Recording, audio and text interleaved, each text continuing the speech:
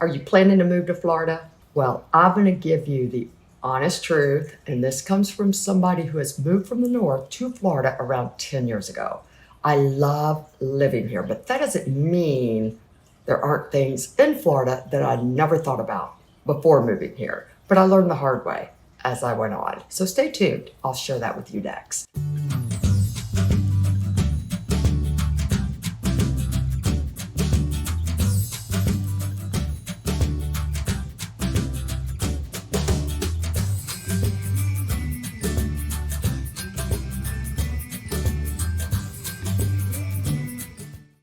Hey y'all, my name is Chandra Patterson. I'm a local realtor here in Orlando, and since I'm living in Central Florida, I make videos to help you understand what it's like to live, sleep, eat, and play here.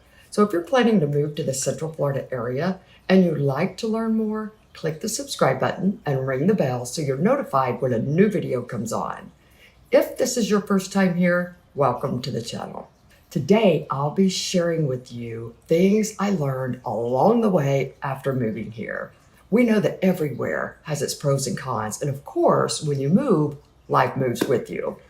As a realtor, I work with people from all over. They move here from California, New York, Illinois, just to name a few states. And there's definitely a lifestyle, climate, and cultural shift when you move here. But today, I want you to be aware of some of the not obvious issues. And that way you can't say, I wish I knew, like I did.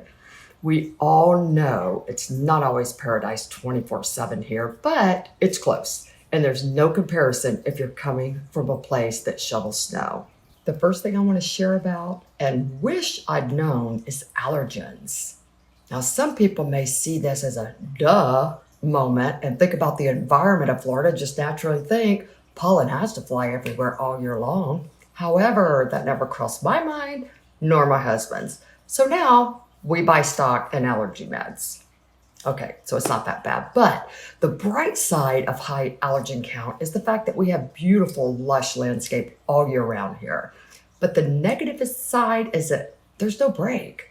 No break at all. Our common Florida allergens are trees, grass, and weeds, and none of these seem to take a break.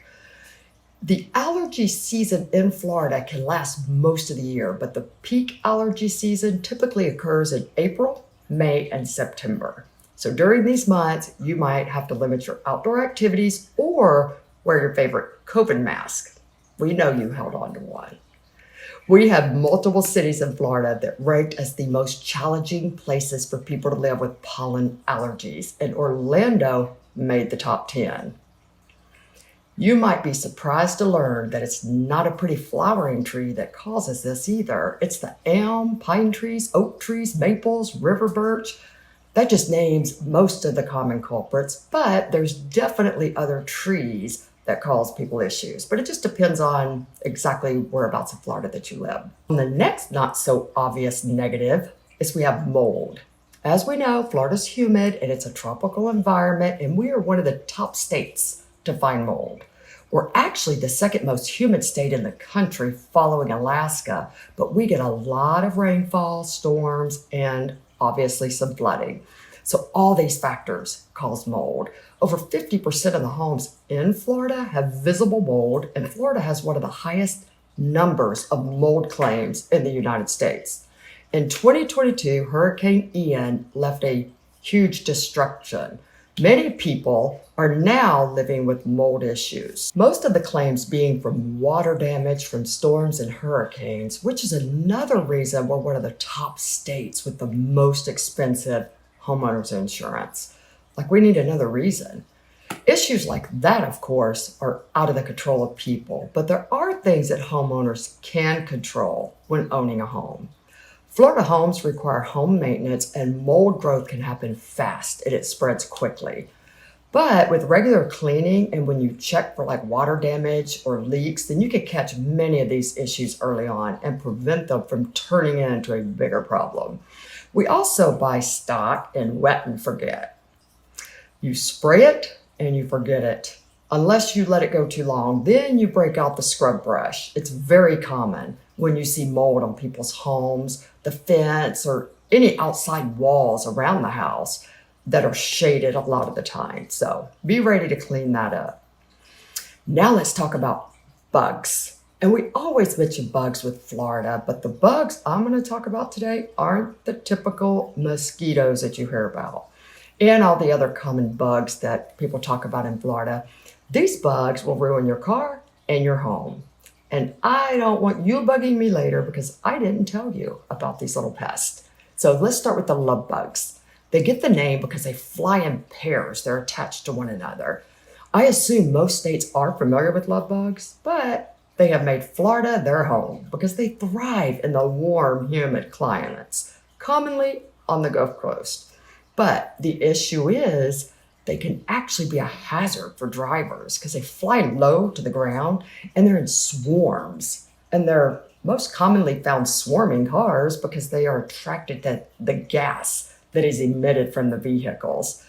They've caused damage to people's car engines because if they hit them in such a large amount at one time that it causes the radiator to malfunction, then your car dies.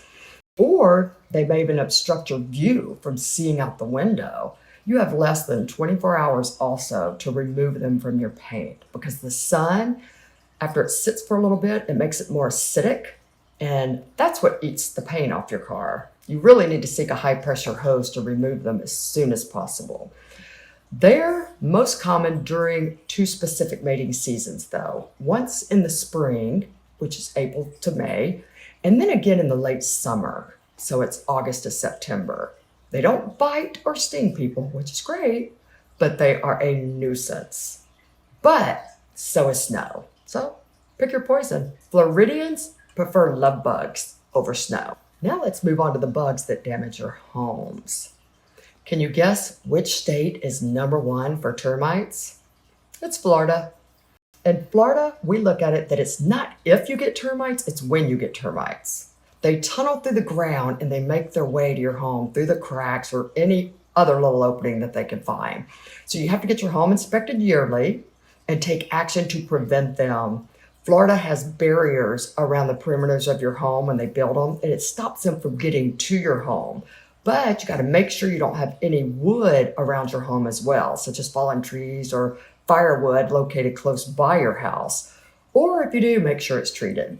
Termites love to stack on wood, and they'll start eating away at any wood that's in contact with the soil. So don't give them a free meal if you can help it. I mean, I'm all about sharing, but not with these little pests.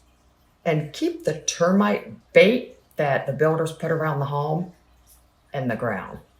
Anyway, I learned that the hard way.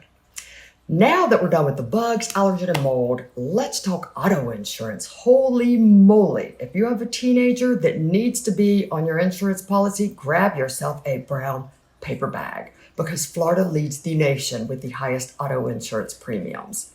If you're coming from New York or California, you're probably used to the hike. But if you live in Indiana, Ohio, North Carolina, you will be in for a surprise when you're shopping for auto policies. It's really bad. But why is Florida so high, you ask? Well, one reason is because Florida has a high number of uninsured drivers.